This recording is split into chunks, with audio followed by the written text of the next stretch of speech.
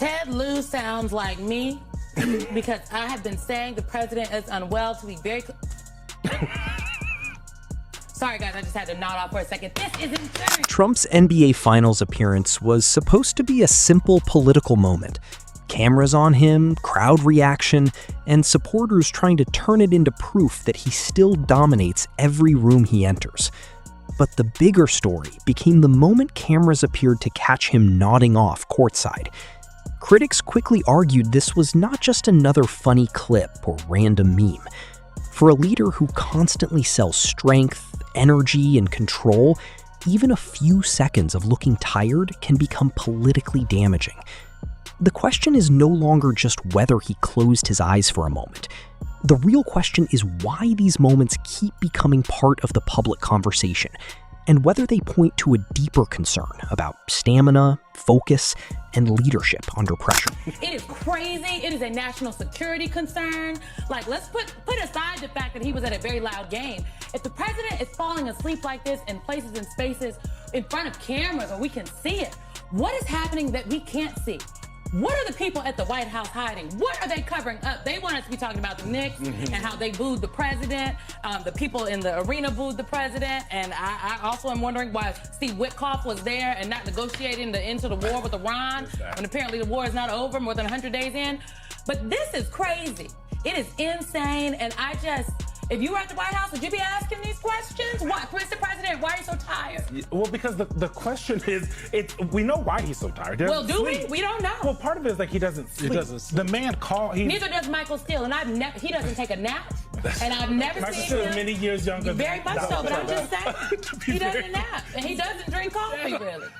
I don't know what to say. We're going to skip that. Okay. But I think the thing that's really important is this is one of those things that this White House could sell, right? They could say, sometimes the president falls asleep at things, but that's because he's calling reporters at night. That's because he's on the phone all the time. But instead, what they want to sell, they could say that. They're not saying anything now. So that's part of the issue. When you ask them questions about it, they act like we're crazy, like we're not watching it. And there was a time a few weeks ago where they took screenshots of reporters, Caitlin Collins, one of them, to CNN, taking a picture of her who actually was blinking and said, oh, she's falling asleep. They did the same thing with Joy Behar of The View. Took a screenshot when she was on the show, said, oh, she's falling asleep. Because for them, it is a thing to make fun of and joke about. But Simone, you're right.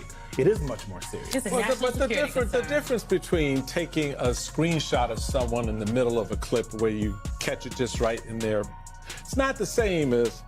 No, he was slumped in the Oval Office. It's not the same of all this activity going on around you and having to watch the process of going to sleep, where your eyes get heavy and you try to stay awake. If someone says something, you do that. That's that. The Wall Street Journal, I think, kind of puts a point on where all of this sort of goes down the bowl in. The celebratory air that Trump brought to the party has dissipated ever since his cultural cachet hit his zenith around his second inauguration. Trump's setbacks on the culture front come amid a dip in his approval ratings and growing concerns over his handling of the economy.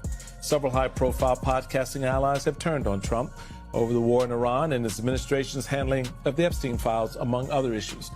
So the problem of that imagery is it makes it hard to sustain and hold in place all the people that brought you to the dance and kept you on the dance floor.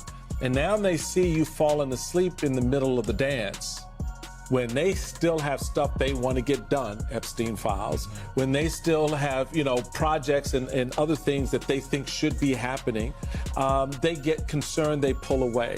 How does that play? What have you been hearing about that tension that the Wall Street Journal kind of puts into this, fading fun?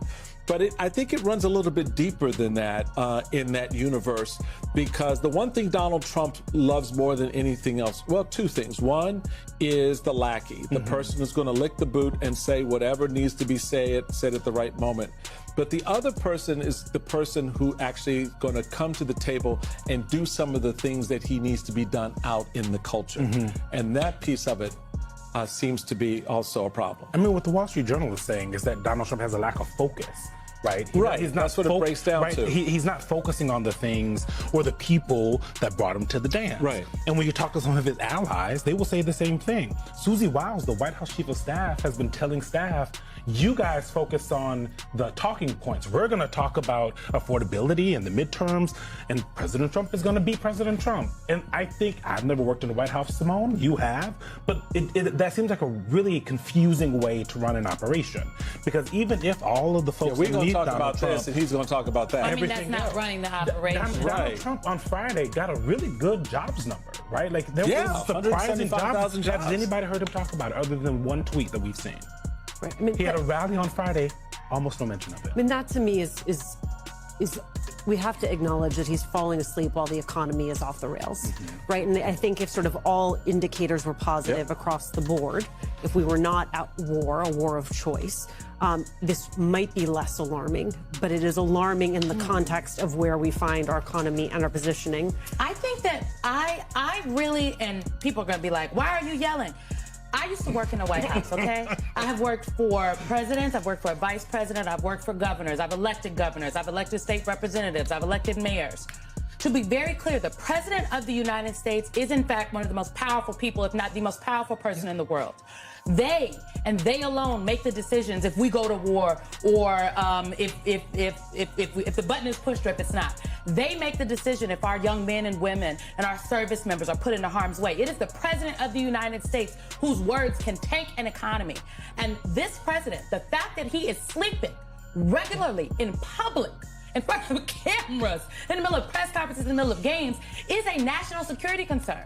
So if the president is asleep here in places that we can see with our own eyes, okay, or appears to be asleep, right? I guess I wasn't there. I don't know if he was asleep. Appears to be asleep.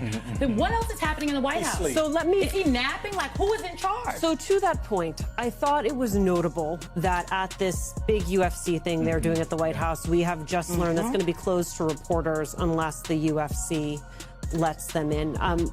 Given how highly choreographed this has been, given that they have told service members they're allowed to come, but only if they pay their own way, need a certain way in, because clearly the president wants a very specific aesthetic at this event, why then wouldn't you want a fair and free press there to cover its splendor?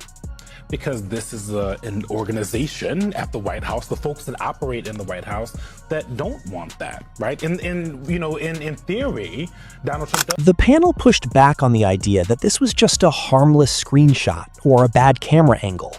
Their argument was simple. There is a major difference between someone blinking in one frozen frame and someone appearing to struggle to stay awake during a loud, high-profile public event. And when the country is already dealing with economic stress, political tension, and serious questions about foreign policy, even a small public moment can turn into a much bigger symbol.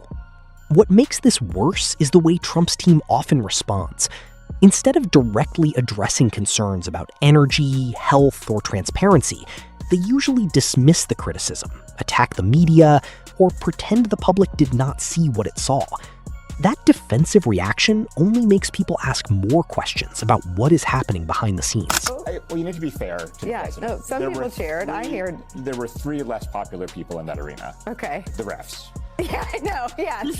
They got booed more. But beyond that, I'd have to say the next loudest set of boos I heard was right there during the national anthem. When the president's face came on the screen. And I mean, the thing about his face on the screen, and actually this to me, as sort of an ex-staffer, I always think about the staff's decisions. If you never put his face on the screen, you could have said all the boos were for the refs. And you're right, there were enough.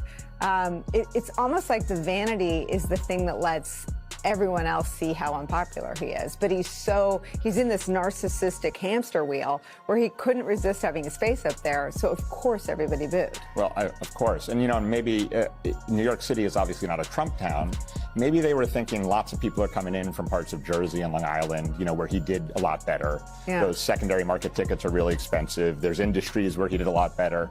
But even when you would expect more popularity in that arena last night because of who was able to be there, the boos were still that loud. I think it's a real sign that his base is collapsing. Yeah, I mean, Ashley, you don't need one of your epic 36-source stories to know that, like, the pressure cooker's about to burst. I mean, this is, and I wondered this out loud around the State of the Union about his information loop, the caliber and the quality of information he's getting. To me, he seems on top of everything else. In an information bubble. Like, he's just not hearing the truth about anything. Well, I'd say it's two things, right? He does have people around him, not everyone, but a lot of people who tell him what he wants to hear, who are sort of like little puppies depositing at his feet, you know, polls that wouldn't really pass muster on your network or my magazine that, you know, show him doing well. So there is some of that, but I actually think one thing that is so striking is that what you actually played of him getting booed and then his response about the great reaction and how it was mainly cheers. And he has always had that ability to sort of will himself and often other people in the country, others around him, into that level of self-delusion and will his own reality. And it has served him well. And at the end of the day, it's kind of benign if he wants to claim that all those boos were cheers for him. Fine. But one thing that has been so striking about the recent months in his presidency is he has run up against the one reality he cannot will, which is voters know what gas prices are. Voters know how much it costs to go to the grocery store. Voters know if they are now going to two grocery stores to use all of their coupons or to get the best deals at each one. And they know how much money they have in their checking accounts or how much they don't at the end of the month. And this is the one thing, despite this long history and lifetime of willing reality, that he cannot will. And that is why he is paying a political price in his approval numbers. I mean, Mitch, I think it's that plus the wars. I was around someone who's been enamored with Donald Trump for a decade, and she still likes him a lot, but she hates the war. And so it's this triple betrayal. I think one is the economy, two is the war, and three is the vibes are embarrassing. I mean, Gramps is asleep literally every time he's out in public, so God only knows what he's doing in private. Well, I think that if you ask people what they think, which is always a wise thing to do, they will tell you that the reason I voted for Donald Trump is because he said he was going to get out of forever wars because our investments in wars were hurting our pocketbooks. And he's actually tried to figure out a way to do the exact opposite of what he said he was going to do, and people feel betrayed, number one, because he lied to them again. But more importantly, the war is causing actually the costs to go up. And so these people are saying, wait a minute, I'm really confused about what you're doing. You're focused on bombs and ballrooms, but you're not focused on my pocketbook. And I may care about democracy. I may care about a bunch of other stuff, but what I really care about is supporting myself, making my rent, making my car payment, putting food on the table for my kids. And they can't do that right now. And no matter how many times he says they're okay, they're telling him, no, you know, I'm not. And now I'm pissed. And so that is why we've spent this much time talking to working class people, which actually swung the election in his favor and are really up for grabs. And we're going to go get them. And I think those people have been very clear about what they want, what they care about, and why the president's not delivering. People can laugh at the clip, turn it into memes, and move on. But the bigger political issue is much harder to ignore. This is not just about one sleepy-looking moment at one public event. Critics argue it fits into a larger pattern of Trump appearing tired, unfocused, or less sharp during moments where the cameras are rolling.